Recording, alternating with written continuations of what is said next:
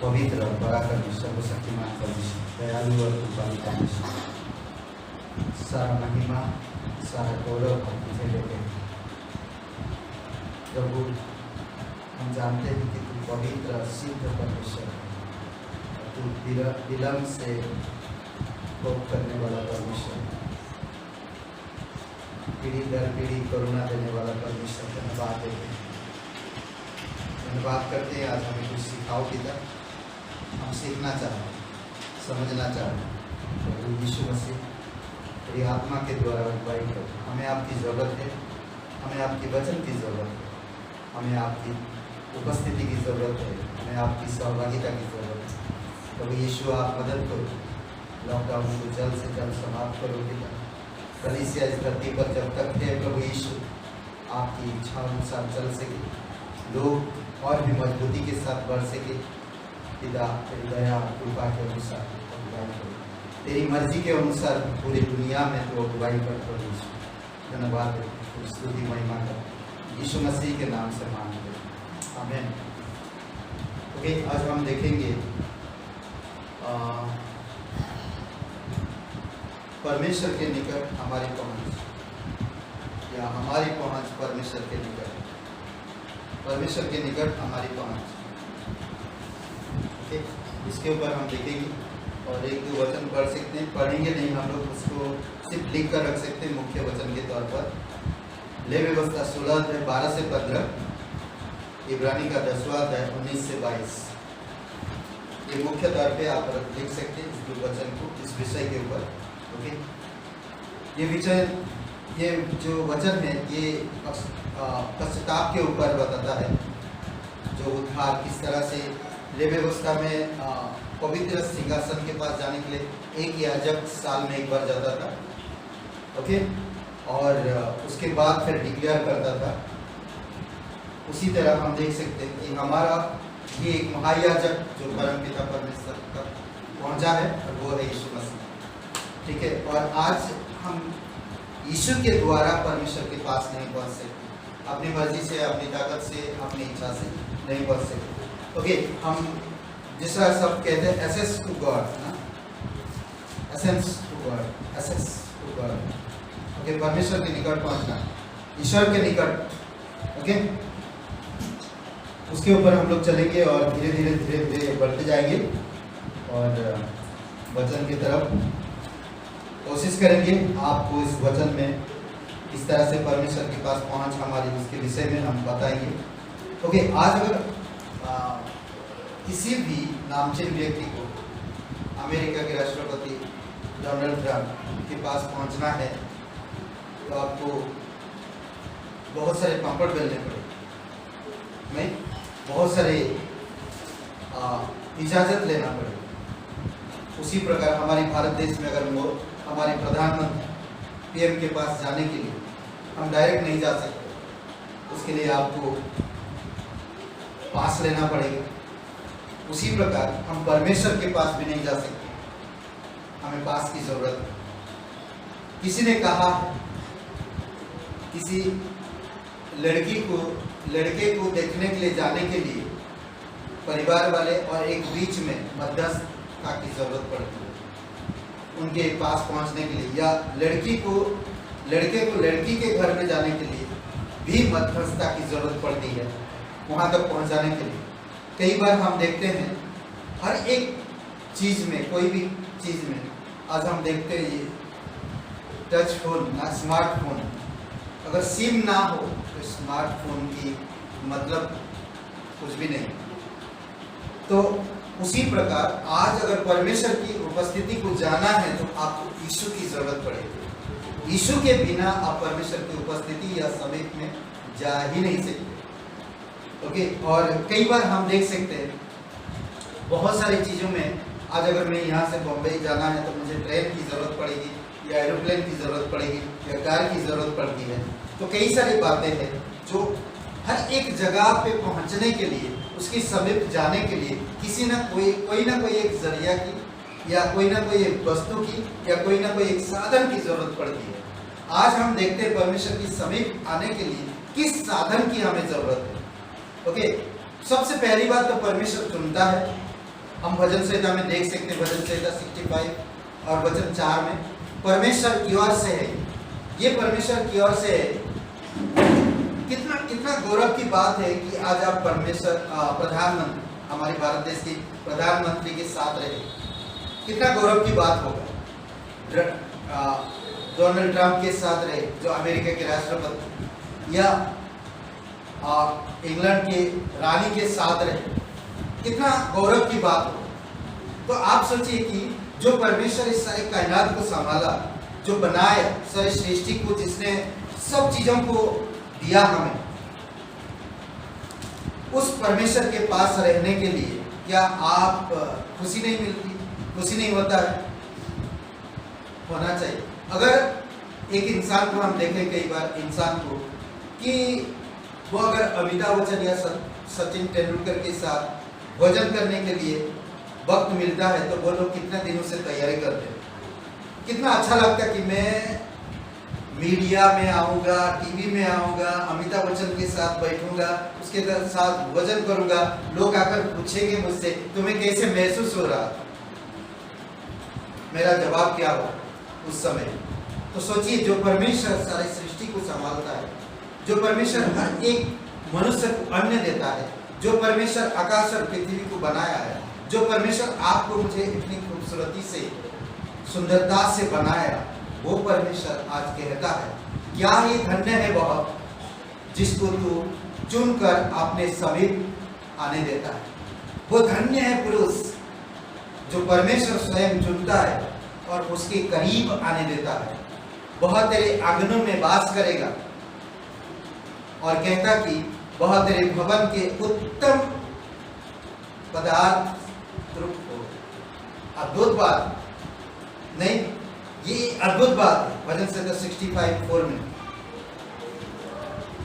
यीशु मसीह को हम देखते हैं, यीशु मसीह खुद गवाही देता, खुद बता रहा कि मैं भेड़ों का द्वार, यदि कोई मेरे द्वारा भीतर प्रवेश करे तो वह उद्धार पाएगा। यूहन्ना का 10 अध्याय वचन 7 और वचन 9 में देखते हैं हम, मैं तुमसे सच सच कहता हूं, भेड़ों का द्वार मैं हूं, द्वार मैं ही हूं। यदि कोई मेरे द्वारा भीतर प्रवेश करेगा तो वह उद्धार पाएगा। यीशु द्वार है और यीशु के द्वारा ही हम प्रवेश कर पाएंगे। यीशु के बिना हम प्रवेश कर नहीं पाएंगे। अगर यीशु नहीं तो आपका उद्धार नहीं, यीशु नहीं आपका परमेश्वर की उपस्थिति में नहीं। आज हम देखते पूरे दुनिया में इंसान परमेश्वर से बहुत दूर चले गए, बहुत दूर है, परमेश्वर की प्रेम से दूर है, परमेश्वर की शांति से दूर है, परमेश्वर की उपस्थिति से दूर है, परमेश्वर की महिमा से दूर है, परमेश्वर की हर एक अच्छी वस्तु से दूर है। इसीलिए परमेश्वर चाहता कि हम उसके उपस्थिति या उसकी पहुंच को समझे और उसके पहुंच में हमेशा स्थिर रहे। ओके, हम देखते हैं रोमियो का यूहन्ना का 14 अध्याय वचन 6 में क्या कहता है, बिना यीशु के पिता के पास कोई पहुंच नहीं सकता। बिना यीशु के पिता के पास कोई भी नहीं पहुंच सकता। ऐसा कोई भी और रास्ता नहीं या कोई भी और विकल्प नहीं जो हम परमेश्वर के पास पहुंच सकते हैं। सिर्फ एक ही मात्र यीशु है जो हम यीशु के द्वारा ही पिता के पास पहुंच सकते हैं। अगर मार्ग में जाना, यीशु मार्ग है। अगर जीवन में जाना, यीशु जीवन है। अगर सच्चाई को जानना, यीशु सच्चाई है। सच्चाई, जीवन और मार्ग के बिना आप परमेश्वर के पास नहीं पहुंच सकते, क्योंकि कोई भी झूठ परमेश्वर के पास नहीं जा सकता। कोई भी अशुद्ध, कोई भी दूसरी मार्ग परमेश्वर के पास नहीं जा सकता। कोई भी ऐसा और जीवन परमेश्वर के पास नहीं जा सकता। इसीलिए यीशु मार्ग, सच्चाई और जीवन यीशु ही है और यीशु के बिना हम परमेश्वर के पास नहीं जा सकते। हम देखते हैं आगे, जिसके द्वारा विश्वास के कारण उस अनुग्रह तक जिसमें हमें बने हैं। आज हम देखते हैं हर एक विश्वासी जो यीशु मसीह पर विश्वास करते हैं और यीशु मसीह के द्वारा परमेश्वर के पास पहुंच हुई है, वो लोग आज ये भी विश्वास करते हैं कि कहता कि जिसमें वो बने हुए हैं, वो है यीशु। हमारी पहुंच भी हुआ है, यीशु के बिना हमारी पहुंच नहीं हो सकता। आपका विश्वास यीशु मसीह पर, यीशु के द्वारा, परमेश्वर के अनुग्रह के द्वारा आपका उद्धार हुआ, और आपका जब उद्धार हुआ तो आप परमेश्वर के पास पहुंचे। रोमियो का 5:2 में। पर अब मसीह यीशु में तुम जो पहले दूर थे, हम सभी लोग पहले दूर था, मसीह के लहू के द्वारा उसके निकट हो गए। इफिसियों का 2 अध्याय वचन 13, इफिसियों का 3 अध्याय वचन 12, इब्रानी का 7 अध्याय वचन 19-25 और इब्रानी का 10 अध्याय वचन 19।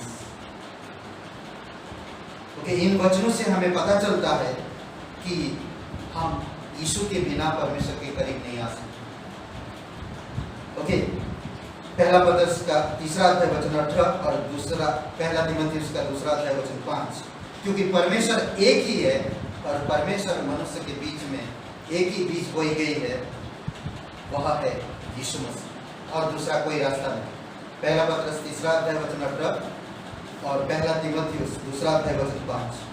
कोई दूसरा रास्ता नहीं, कोई दूसरा बीज बोई नहीं गई, कोई दूसरा और नहीं है, कोई नाम और नहीं दिया गया जो मनुष्य परमेश्वर के पास जा सकता है। केवल एक ही बीज बोई गई है और वह है यीशु मसीह। ओके, मैं सोच रहा था कि कोई रीति रिवाज, कोई व्यवस्था, कोई परंपरा, भले काम द्वारा हम परमेश्वर के पास कभी नहीं पहुंच सकते। दान पुण्य, तीर्थ यात्राएं, त्याग, कई सारी चीजें लोग आज करते हैं दुनिया में, परंतु वो परमेश्वर से फिर भी दूर है। क्यों? क्योंकि वो नहीं जानते यीशु को। जब तक आप यीशु को नहीं जानेंगे, आप परमेश्वर को नहीं जानेंगे। जब तक आप यीशु पर विश्वास नहीं करेंगे, तो आप परमेश्वर में पहुंच नहीं कर पाएंगे। इसलिए बहुत इंपॉर्टेंट है कि आप यीशु को समझें, यीशु मसीह को जानें और यीशु के द्वारा परमेश्वर के समीप आए। कई बार हम देखते हैं लोग, दूसरी और एक बात है, हम देखते हैं लोग सिद्ध कई सारी चीजों से, रीति रिवाजों से और पूजा पाठ से, तमाम चीज भक्तियों से और कई सारे भरोसा से वो लोग अपने आप को सिद्ध प्रकट करते हैं, परंतु सिद्ध कोई भी इंसान नहीं है परमेश्वर के बिना। इब्रानी का किताब में कहता है, इसलिए यीशु मसीह ने धर्मी होकर अधर्मियों के लिए एक बार दुख उठाया ताकि हमें परमेश्वर तक पहुंचा सके। हम एक पापी इंसान है और एक अधर्मी है। एक अधर्मी के लिए धर्मी इंसान मर गया और वो है यीशु मसीह। इसीलिए इफिसियों का 2 अध्याय वचन 18 में कहता है, पवित्रता के द्वारा परमेश्वर तक पहुंच सकते हैं। पवित्रता के द्वारा, पवित्रता नहीं है तो हम परमेश्वर के पास नहीं पहुंच सकते। यीशु मसीह आप और मेरे लिए क्रूस पर जीवन दिया, कब्र में गया और तीसरे दिन जी उठा।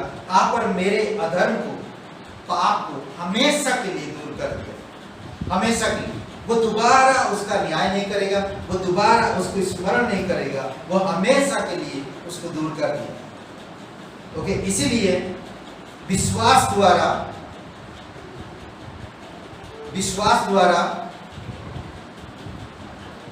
खोला गया, विश्वास द्वारा खुल गया, विश्वास का द्वार खुल गया ताकि हम परमेश्वर के समीप जाएं। प्रेरितों के काम 14 का 27 में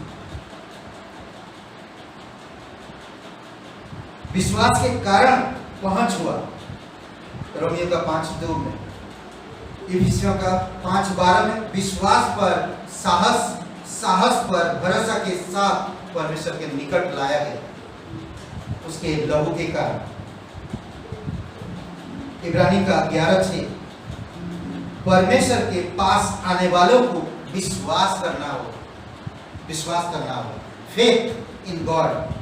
जब आप फेथ यीशु पर डालते हैं, उद्धार मिलता है, उसके लहू के बदौलत परमेश्वर से आपका पहुंच होता है।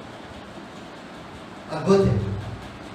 बिना यीशु के हम परमेश्वर के समीप नहीं आ सकते। इसीलिए परमेश्वर कितना अद्भुत काम करता है। हम पापियों से प्रेम करता है, हम पापियों की पाप को दूर करने के लिए अपने पुत्र को मरने के लिए भेज देता है, हमें शुद्ध करता है और हमें अपनी समीप रखना चाहता है। अद्भुत है। परमेश्वर से मेल होने पर,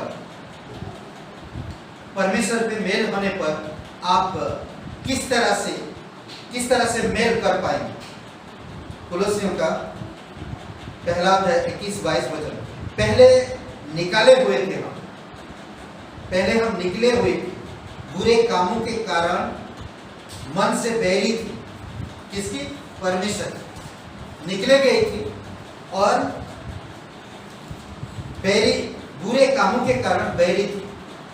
हम परमेश्वर को नहीं जानते थे, हम परमेश्वर के अनुग्रह को नहीं जानते थे, हम परमेश्वर के प्रेम को नहीं जानते थे, हम परमेश्वर से बहुत दूर थे। भले ही हम हर चीज करते थे, उस जगह पे भी रहकर हम हर चीज करते थे। हमारे पास भक्ति था, हमारे पास परंपराएं थी, हमारे पास रीति रिवाज था, हमारे पास विश्वास था, हमारे पास धर्म था, हमारे पास कर्म था, हमारे पास सब कुछ था, फिर भी हम परमेश्वर से दूर। पर आप वो सब कुछ नहीं है आपके पास, फिर भी आप परमेश्वर से मेल किए। क्यों पता है? 22 वचन में उसका उत्तर देता, यीशु मसीह के मृत्यु के कारण मेल हो गया। अगर यीशु आप और मेरी जगह पर नहीं मरता तो आप और मैं कभी परमेश्वर से मेल नहीं कर पाते। ये अद्भुत बात है। और यीशु ने परमेश्वर के सामने पवित्र, निष्कलंक, निर्दोष बनाकर उपस्थित कर दिया। अद्भुत है। ये हमारा प्रभु है, ये परमेश्वर का प्यार है, ये परमेश्वर की अनुग्रह जो आज उसके साथ आपका मेल है। आप जब उसके साथ मेल मिलाप किए हैं तो आप उसके अनुसार जीवन व्यतीत करें और करीब रहे और समेट जाए और पवित्र बने और निर्दोष बने और निष्कलंक बने और उपस्थिति की खोज में लगे रहे। प्रार्थना में एक हम परमेश्वर के समय पाते हैं। कहता है मत्ती का 6:6 में, मत्ती का 6:6 में कहता, व्यवस्था विवरण का 4:7 में कहता, कौन ऐसा बड़ी जाति है जिसके देवता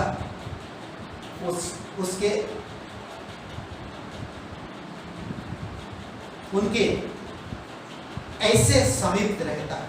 कौन ऐसा देवता है जो उनके समीप रहता है? मत्ती का 6:6 में कहता, अपने कमरे में जा और द्वार बंद कर और तेरा पिता जो गुप्त में है, गुप्त में प्रार्थना। अद्भुत है। अपने कमरे में जा। ऐसा कोई भी और नहीं है, कोई भी और देवता नहीं है जो उनके समीप रहता। सिर्फ एक है और वो है परमेश्वर यीशु मसीह। पहला पत्रस 1:17 में कहता, पहला पत्रस 1:17 में कहता है, जबकि तुम हे पिता कहकर उससे प्रार्थना करते हो जो बिना पक्षपात हर एक के काम के अनुसार न्याय करते। जब हम प्रार्थना करने के लिए जाते हैं, जब हम प्रार्थना से मांगते हैं किसी बीमारी के लिए, हमारे शत्रुओं के लिए, हमारी लोगों के लिए, दया के लिए या उद्धार के लिए, प्राण को जीतने के लिए, परमेश्वर बिना पक्षपात के न्याय। परमेश्वर के भवन में कौन रहेगा? हमें समझना होगा कि परमेश्वर के भवन में कौन रहेगा। बहुत सारे लोग आज पर बोलते ना कि मैं कभी एक झलक, बस सिर्फ उसका साया मिल जाए, राष्ट्रपति डोनाल्ड ट्रंप का, मोदी का एक झलक मिल जाए, बस मैं हाथ मिला लूं, एक बार मैं हाथ मिला लूं। कहते हैं लोग, कितना बार मैं सुना। कौन इंसान जा सकता है? कौन पहुंच सकता? कौन जान सकता? कौन जाकर उसको हाथ मिलाए? नहीं, मोदी जी से। कई बार सोचते हैं, वाह एक बार मैं अमिताभ बच्चन से हाथ मिला लूं, प्रसन्न हो जाए। नहीं, सचिन तेंदुलकर इतना विख्यात नाम है, एक बार मैं गले मिलूं, बस मैं खुशी से मर जाऊं। कई बार बोलते, कौन जाएगा परमेश्वर के भवन में? कौन रहेगा? भजन संहिता 15:1 में। और उसके आगे हम देखते हैं कि उसका कैरेक्टर, वही इंसान रह पाएंगे। तेरे पवित्र पर्वत पर कौन बसने पाएगा? और भी वचन पढ़ सकते, भजन संहिता 27:4, 43:3, 65 का 4। ओके, कौन रहेगा? मैं आगे भी बताऊंगा, फिर भी मैं सिर्फ शॉर्ट में थोड़ा थोड़ा बताता हूँ। खराई से चलने वाला, धर्म के काम करने वाला, हृदय से सच बोलने वाला, जीभ से निंदा ना करने वाला, मित्र की बुराई ना करने वाला, पड़ोसी की निंदा ना करने सुनने वाला, ब्याज पर रुपया ना देने वाला, परमेश्वर का भय मानने वाला, शपथ खाकर ना बदलने वाला, घूस ना लेने वाला, ये 10 लोग रहेंगे। ऐसा अगर दिल है, ऐसा अगर मन है, ऐसा अगर हृदय रखता है, तो वो परमेश्वर में रहेगा, परमेश्वर के भवन में रहेगा, परमेश्वर के पर्वत पे खड़ा होगा। अद्भुत। ओके, आगे बढ़ते। दया और अनुग्रह पाने के लिए उसके पास से हमें उसके पास जाना। दया और अनुग्रह पाने के लिए हमें उसके पास, उसके समीप जाना है। हमें दया और अनुग्रह जरूरत के समय पर जरूरत पड़ती है, आवश्यकता के समय पर हमें ये चीजें जरूरत पड़ती है। दया और अनुग्रह इब्रानी का 4:16 में हमें उसके समीप जाना चाहिए, तो हमें लेना चाहिए, दया और अनुग्रह लेना चाहिए। आवश्यकता समय पे वो काम आता है।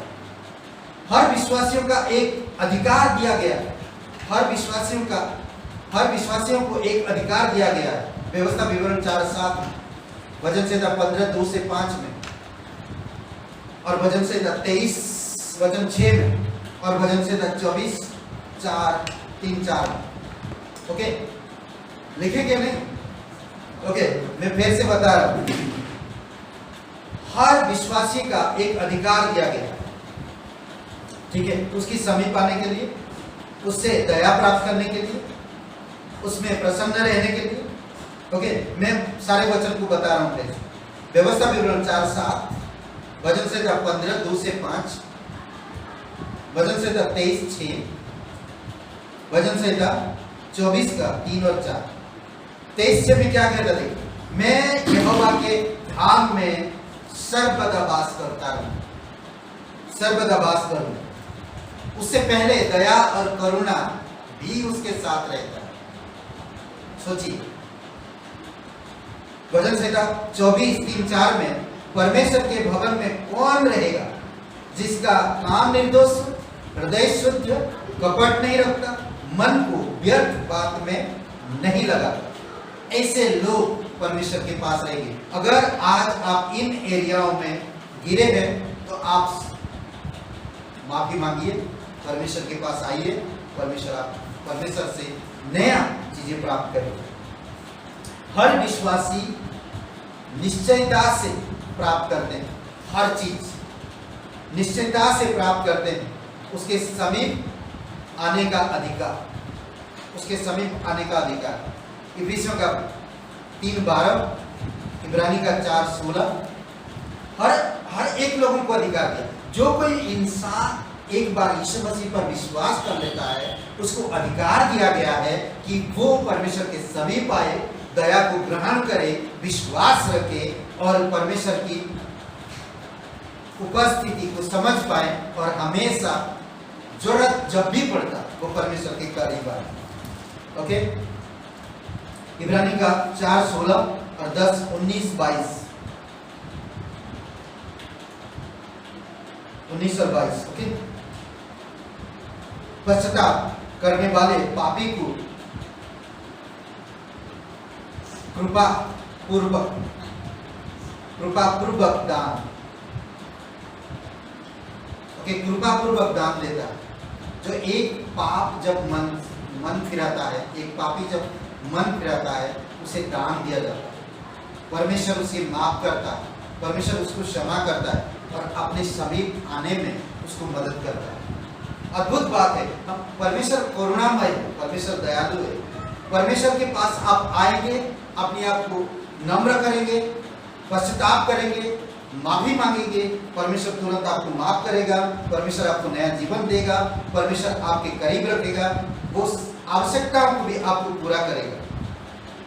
कहते हम देखते हैं, हम ना चेलों के पास आया, जो मच्छी पकड़ रहे थे, लूका का 5वां अध्याय, मच्छी पकड़ रहे थे, और पतरस को कहता है, हे पतरस गहरे पानी में ले चल। जब गहरे पानी में ले जाता है तो बहुत सारी मछलियां आते हैं, और जब मछलियां आते हैं पतरस देखता, और पतरस घुटने पे आकर यीशु मसीह से कहता कि मैं एक पापी इंसान। ऐसा है, आज जब महिमा को देखा परमेश्वर का, कहता मैं अशुद्ध होठ वाला मनुष्य हूं। यिर्मयाह कहता मैं बच्चा हूं। सोचिए, यिर्मयाह कहता मैं बच्चा, मैं कौन हूं, मैं इतने बड़े बड़े लोगों के पास कैसे जाऊं। मूसा कहता मैं थोथलाता हूं, मैं ठीक से बोल नहीं पाता। सोचिए, हर कोई परमेश्वर के पास आया, कुछ ना कुछ बताया, पश्चाताप की, और परमेश्वर ने अपने समीप होने का प्रतिज्ञा भी दिया और वो चीजें भी दिया। जब तक आप पाप से क्षमा नहीं मांगते हैं, अपनी मन को नम्र नहीं करते, परमेश्वर के सामने दीन नहीं करते, आप कभी भी परमेश्वर के समीप नहीं आ सकते। उसके समीप रहने का, जब आप पश्चाताप करते, यानी कि पश्चाताप करने वाले पापी को कृपा पूर्ण दान देता है उसके समीप रहने का। होशे का 14:2, बुरे कामों बुरे कामों और अधर्म से तुम ठोकर खाए हो, लौट आओ, यहोवा तुम्हें दया देगा, अपने समीप रखो। योएल का 2:15 में भी 2:12 में भी कहता, अभी भी सुन लो, उपवास के साथ रोते पीटते अपने पूरे मन से फिर कर मेरे पास आओ, तो मैं तुम्हें क्षमा करूं और मैं तुम्हें दया करूंगा। अद्भुत बात कहता, बड़ी लगन से विश्वासियों को परमेश्वर की समीप को खोजना चाहिए, लगन के साथ खोजना चाहिए, और परमेश्वर की समीप की हर एक लोगों को, हर एक विश्वासियों परमेश्वर के समीप को एक लगन के साथ खोजना चाहिए। भजन संहिता 27:4 में उसके भवन का ध्यान कर, कहता हुआ उसके भवन का ध्यान करूं मैं, हर दिन सुबह शाम उसकी भवन में रहकर मैं उसका ध्यान करूं। भजन संहिता 42:1-2 में कहता, मैं कैसे खोजूं उसकी समीप को कैसे खोजूं। जैसे हिरण एक पानी के लिए प्यासा होता है, वैसे मैं परमेश्वर तेरे भवन के लिए, तेरे उपस्थिति के लिए मैं प्यासा हूं। उसी तरह से 42 अध्याय भजन संहिता 1-2 वचन में, जैसे एक गाना भी है, खूबसूरत गाना है ना, जैसे हिरण पानी के लिए हाँफती है, वैसे मैं भी तेरे लिए हाँफता हूं। अद्भुत बात, जब हम जाएंगे परमेश्वर के पास, हमारा प्यास बुझता, हमें बल मिलता, हमें दया मिलता, परमेश्वर की समीप हमें आराम मिलता। अद्भुत बात है। भजन संहिता 43:3 में कहता, अपने प्रकाश और सच्चाई से मेरी अगुवाई कर, तब मैं तेरे भवन में पहुंच पाऊं। तेरी प्रकाश और तेरी सच्चाई के द्वारा मेरी अगुवाई कर, तभी मैं तेरे भवन में पहुंच पाऊंगा, नहीं तो मैं नहीं आ पाऊंगा। हमें परमेश्वर की प्रकाश में और परमेश्वर की सच्चाई में परमेश्वर की समीप को ढूंढना चाहिए, तब हमें उसकी समीप मिल पाएगा। 84 भजन संहिता 84:1-2 वचन में कहता, हे सेनाओं की यहोवा, तेरे निवास क्या ही प्रिय है। उसकी उपस्थिति, उसके समीप, उसके भवन, उसके निवास स्थान कितना प्रिय मतलब कितना लुभावनी चीज है, कितना अच्छा है, कितनी सुंदर है। मैं उसका क्या बोलते, कैसे, किस पर तुलना करूं, किससे कहूं, इतनी सुंदर, बहुत ही सुंदर है। मेरा प्राण यहोवा के आंगनों की अभिलाषा करता है। और कह रहा, अद्भुत बात कह रहा, मेरा जो प्राण है परमेश्वर की समीप, परमेश्वर की आंगनों की अभिलाषा करता है। मेरा तन मन दोनों जीविते परमेश्वर को पुकारता है, परमेश्वर के साथ रहने की पुकारता है। एक चेतावनी देता है, एक चेतावनी यह है कि दुष्ट को चेतावनी देता कि अपने दुष्ट चाल चलन छोड़कर यहोवा की ओर फिरे, तो परमेश्वर माफ करेगा, परमेश्वर उन्हें शांति देगा, परमेश्वर उन्हें फिर से बचाएगा। कहता है यशायाह 55:6-7 वचन, और याकूब का 4 8। यशायाह 55 6 और 7 वचन और याकूब का 4 8। दूसरों से इसकी खोज का अनुरोध करो ना, दूसरों से परमेश्वर की खोज का, परमेश्वर की भवन की, परमेश्वर की समीप की खोज का अनुरोध करो। बताओ उनको परमेश्वर के करीब रहो, परमेश्वर के समीप आओ। परमेश्वर में कोई अंधेरा नहीं है, परमेश्वर में विश्राम है, परमेश्वर में खुशी है, परमेश्वर में प्रसन्नता है, परमेश्वर में सुरक्षित है। परमेश्वर के समीप रहो, परमेश्वर के समीप रहो ना। आज बहुत सारे लोग, बच्चा जब पिता के साथ, पेरेंट्स के साथ कहीं घूमने जाते हैं, अभी तो लॉकडाउन में किधर जा नहीं सकते हैं, पेरेंट्स के साथ जब घूमने जाते हैं, हमेशा बच्चा कोई खतरा चीज को देखता है तो दौड़ के आता है, माँ बाप के पास आकर बताता है और या उनके पास रहता है, ताकि हम कई बार देखें छोटा लड़का पिताजी के पास दौड़ के आएगा, कोई खतरा चीज देखेगा, कुछ तो है वहाँ पर, पिताजी को लेकर जाता ताकि उसको देख सके, उस चीज का सामना कर सके। वो कई बार ऐसा देख सकते हैं। उसी प्रकार हमें भी परमेश्वर के उपस्थिति, परमेश्वर के समीप आने की खोज करना चाहिए, दूसरों को बताना चाहिए, दूसरों को प्रेरणा देना चाहिए और दूसरों को अगुवाई करना चाहिए। दुष्टता त्याग दो, परमेश्वर पर विश्वास करो, दुष्ट अभिलाषाओं से भाग आओ परमेश्वर के पास और परमेश्वर के समीप रहो। ना कोई बीमारी है, ना कोई तकलीफ है, ना कोई अशांति है, ना कोई चिंता है, ना कोई बोझ है, ना कोई परिश्रम। परमेश्वर के पास, परमेश्वर के समीप रहो, परमेश्वर आपको आशीष देगा। बहुत कहता है इसमें, यशायाह कहता 2:3 में, बहुत से देश के लोग आएंगे और आपस में कहेंगे, आओ हम सेनाओं के यहोवा के पर्वत पर चढ़कर याकूब के परमेश्वर के भवन में जाएं। बहुत से लोग आएंगे और कहेंगे, आओ हम यहोवा के पर्वत पर चढ़कर याकूब के परमेश्वर के भवन के पास जाएं। यशायाह 2:3 में। यिर्मयाह का 31:6 में कहता है, ऐसे दिन आएंगे और लोग कहेंगे, उठो हम अपने परमेश्वर यहोवा के पास सिय्योन को चले।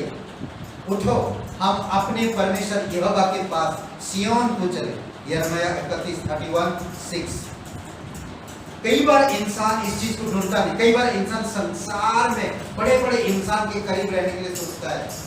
कई बार देखेंगे तो ये ना, कई बार आप फिल्मों में, शहरों में, कई बार आप देखेंगे उड़ाऊ पुत्र के साथ, जब उड़ाऊ पुत्र के पास सब कुछ था, उसके समीप उसके दोस्त थे, जब उसके पास कुछ ना रहा तो उसके दोस्त भी उससे छोड़ के चले गए, वो अकेला रह गया। फिर उसको एहसास हुआ कि मेरे पिता के समीप रहना मुझे जरूरी है, तो वो लौट के आता है, पश्चाताप करता है, माफी मांगता है कि पिता मैं तेरे विरुद्ध पाप किया हूँ। तो आता है तो पिता के समीप रहता और उसके पिता उसको गले लगता। उसी प्रकार हम हर एक इंसान को पिता के समीप को ढूंढना चाहिए। बहुत से ऐसे लोग हैं जो दूर देश से, अलग अलग जगहों से, अलग अलग धर्म से, अलग अलग जात से, अलग अलग मजहब से लोग आएंगे और यहोवा के पर्वत पर चढ़कर याकूब के परमेश्वर के भवन में पहुंचेंगे। इसीलिए आपको मुझे ज्यादा से ज्यादा परमेश्वर के भवन के बारे में सोचना चाहिए, उस भवन में रहने के लिए सोचना चाहिए। क्या मैं आज अपने आप को पूछिए, आज अपने आप को जांचिए, क्या मैं परमेश्वर के भवन के लायक हूँ? क्या मैं परमेश्वर के भवन की अभिलाषा हूँ? क्या मैं परमेश्वर के भवन के लिए समीप जा रहा हूँ, या परमेश्वर के भवन में उपस्थित रहने के लिए मैं कुछ कर रहा हूँ या नहीं? हमें सोचना चाहिए। कल एक दिन आएगा यीशु मसीह बादलों पर, हम सभी विश्वासियों को उठा ले जाएगा और अपने भवन में रखेगा। क्या मैं उसकी योग्य हूँ? क्या उस भवन में रहकर मैं सुकून से जी पाऊंगा? क्या मैं उस भवन में परमेश्वर के समीप रहकर उसका सामना कर पाऊंगा? हमें सोचना चाहिए। विश्वास के बिना परमेश्वर को कुछ नहीं कर सकते। विश्वास से खोजो उसे, उसके समीप का। ओके, उसके संबंधी कुछ प्रतिज्ञाएं भी दिया। जब आप उसके संबंध में रहोगे, जब आप उसके करीब रहोगे, समीप में रहोगे, तो परमेश्वर किस तरह से आपको आशीष देता, मैं उसके बारे में थोड़ा सा बताता हूँ। भजन संहिता 145 और वचन 18, जितने परमेश्वर को खोजते हैं, जितने यहोवा को पुकारते, उन सबों के निकट रहता है। ये सबसे बड़ी बात है। जो लोग ढूंढते हैं, जो लोग खोजते हैं, जो लोग पुकारते हैं, परमेश्वर उनके साथ, सभी उनके निकट। ओके, ऐसा है 53 वचन 3 में कहता, उन्हें यहोवा जीवित रखता है और वाचा बांधता है, अनंत जीवन का वाचा, ताकि वो उनके साथ हमेशा रह सके। अद्भुत है, ये परमेश्वर का प्रतिज्ञा है। मत्ती का 6:6 में एक प्रतिज्ञा करता है। क्या प्रतिज्ञा करता देखिए, तब तेरा पिता जो गुप्त में देखता है तुझे प्रतिफल देगा। अद्भुत है। आप गुप्त में जाकर पिता के समीप को महसूस करके पिता के समीप आप प्रार्थना करते हो, तब परमेश्वर सुनता है, देखता है आप किस चीज के लिए प्रार्थना करो, तो वो प्रतिफल देता है। मत्ती 6:6।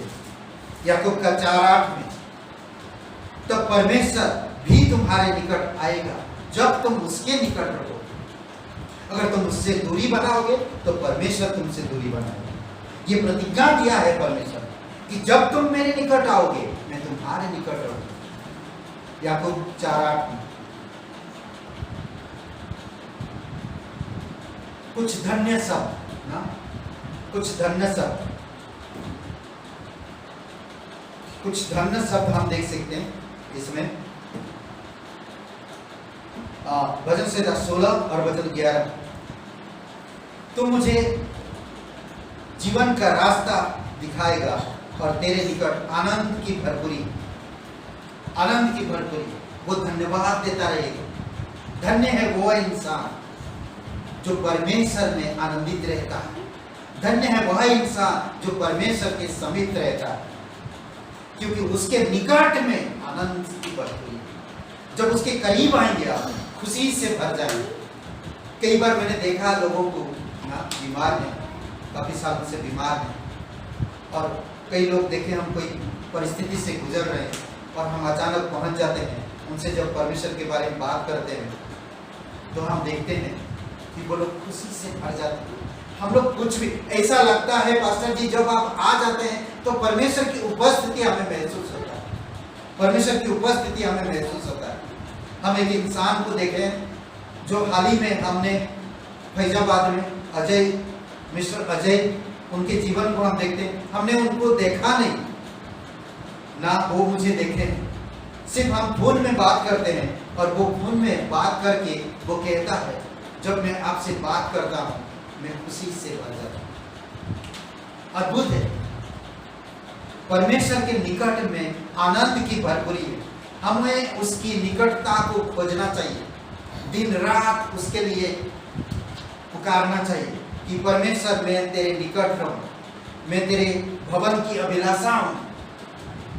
तन मन मेरा पुकार उठते हैं कि मैं परमेश्वर की भवन में रहूं। ओके, भजन संहिता 65 और वचन 4, क्या ही धन्य है वह जिसको तू चुनकर अपनी समीप आने देता है, उत्तम पदार्थों से उसे तृप्त करता है। ऐसा भजन संहिता 65:4 में, अच्छी वस्तु से वो तृप्त करता है।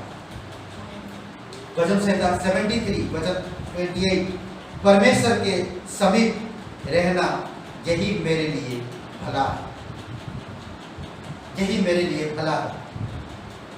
ओके, जिस तरह हम देखें परमेश्वर के समीप जाने के लिए हम देखते हैं कि वहां पर जो लेवी व्यवस्था की 16 अध्याय में बलि किया जाता है।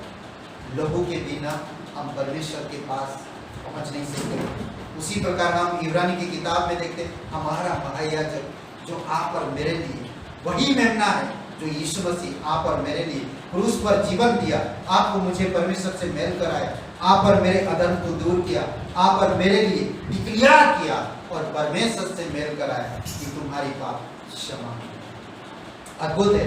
मूसा के बारे में हम देख सकते हैं, मूसा के बारे में बहुत सारी बातें ऐसे हैं। मूसा के जीवन में हम देख सकते हैं मूसा एक अद्भुत तरीके से बातें करता था, परमेश्वर उसके समीप रहता था। परमेश्वर ने कहा था मूसा कि निर्गमन का 24:2 में कि कोई भी इंसान ऊपर ना आए, कोई भी इंसान जब तू और मैं बातें करेंगे तो कोई भी इंसान ना आए। अद्भुत, उसके निकटता में सोचिए आप और परमेश्वर, कोई भी ना आए। 24 का निर्गमन 24 और वचन 2 कोई पढ़िए, अगर आपको मिल गया है तो पढ़िए। बहुत से लोग थे वहां पर, बहुत सारे लोग थे, बड़े बड़े लोग थे।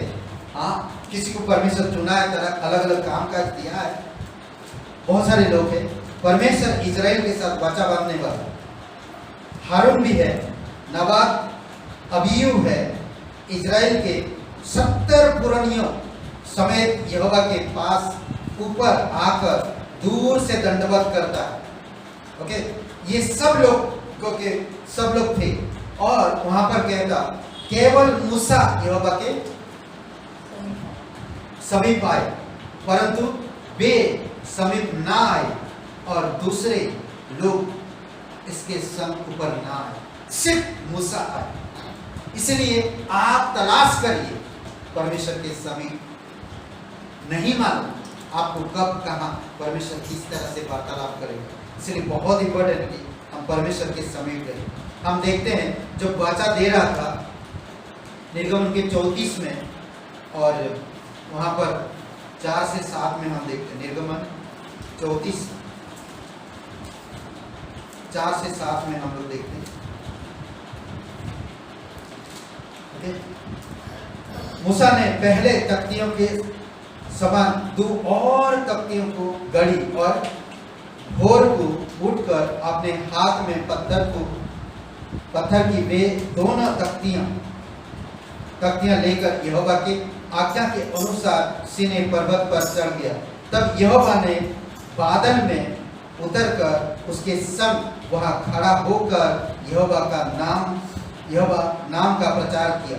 यहोवा उसके सामने होकर यह प्रचार करता हुआ चला, यहोवा ईश्वर दयालु और अनुग्रहकारी और कोप करने में धीरजवंत और अति करुणामय और सत्य, हजारों पीढ़ी तक निरंतर करुणा करने वाला, अधर्म और अपराध और पाप का क्षमा करने वाला, परंतु दोषी को वह किसी प्रकार निर्दोष ना ठहराएगा। वह पितरों के अधर्म का दंड उनके बेटों वरन पोतों और परपतों को भी देने वाला है। ये मूसा के साथ संगति में बातें कर, मूसा पूरे इजराइल के लोगों को एक व्यवस्था लेकर आ रहा है। सोचिए आज अगर आप विश्वासी हो, आज सोचिए कि हमारे भारत देश में आज कितने लोग हैं जो नरक की तरफ दौड़ रहे हैं, जो उस धधकते हुए आग नरक कुंड में जलने वाले हैं। क्या आपको परमेश्वर के समीप आने का थोड़ा भी पुकार नहीं या निर्णय नहीं? हमें परमेश्वर के समीप की खोज करना चाहिए, हमें परमेश्वर के समीप आना चाहिए, हमें परमेश्वर के समीप रहना चाहिए। ना जाने आज नहीं तो कल या कब हमें कब किस तरह की बातें करेगा, और हम उस बात को लेकर जब हम लोगों से बात करेंगे, लोगों का जीवन बदल जाएगा। लोग आएंगे परमेश्वर के समीप और लोग जानेंगे परमेश्वर के समीप। तो मूसा यहाँ पर बता रहा कि परमेश्वर के समीप रहता था और परमेश्वर ने मूसा के द्वारा व्यवस्था लाई अद्भुत तरीके से। और एक वचन पढ़ते, व्यवस्था विवरण 5 का 5। ओके, व्यवस्था विवरण 5 और 5 का 5।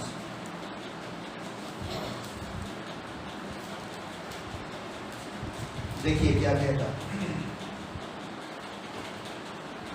उस आग के 4 वचन कहते, यहोवा ने उस पर्वत पर आग के बीच में से तुम लोगों से आमने सामने बातें की, तुम लोगों से आमने सामने बातें की। उस आग के डर के मारे तुम पर्वत पर ना चढ़ सके, क्योंकि परमेश्वर ने कहा था और कोई नहीं चढ़ा, इसलिए मैं यहोवा के चढ़ सके। इसीलिए मैं यहोवा के और तुम्हारे बीच उसका वचन तुम्हें बताने को खड़ा रहा। तब उसी ने कहा,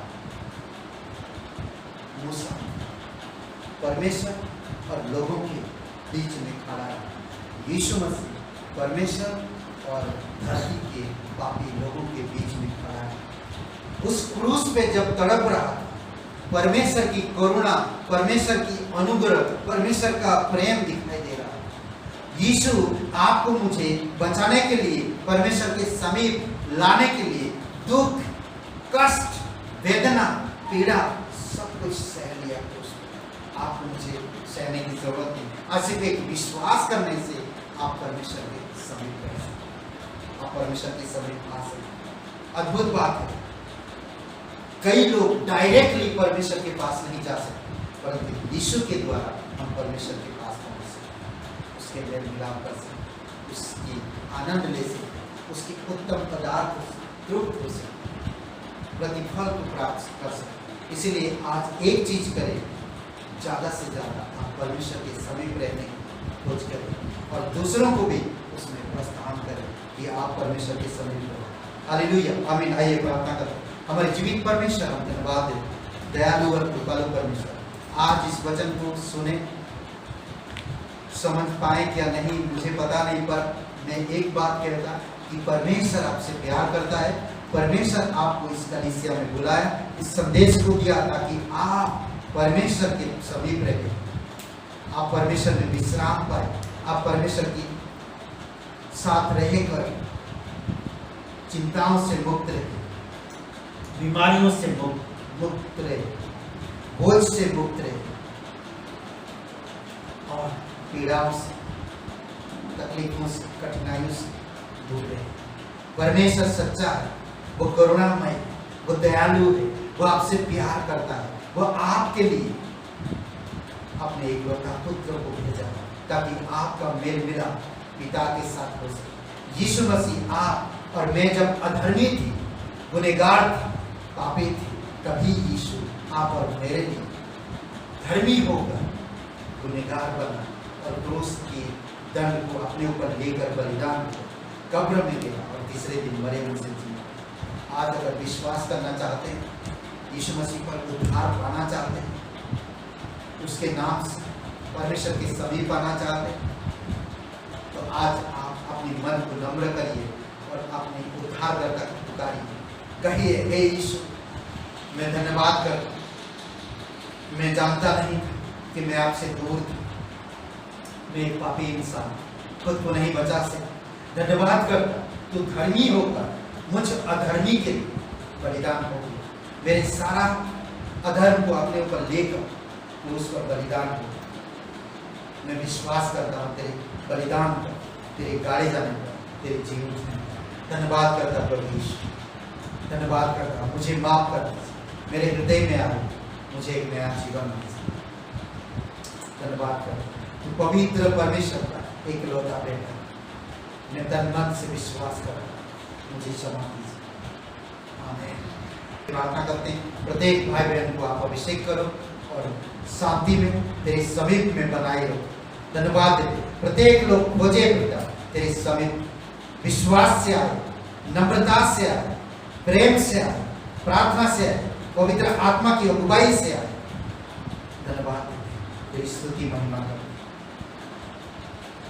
यीशु मसीह के नाम से, आमीन।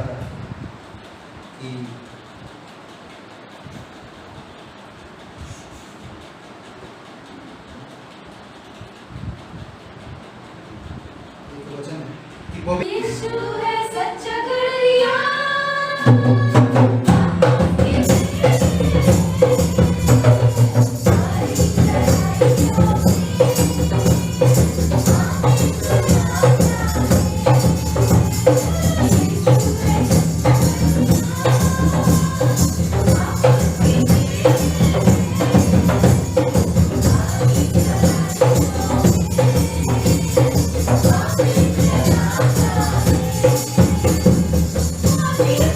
Bye.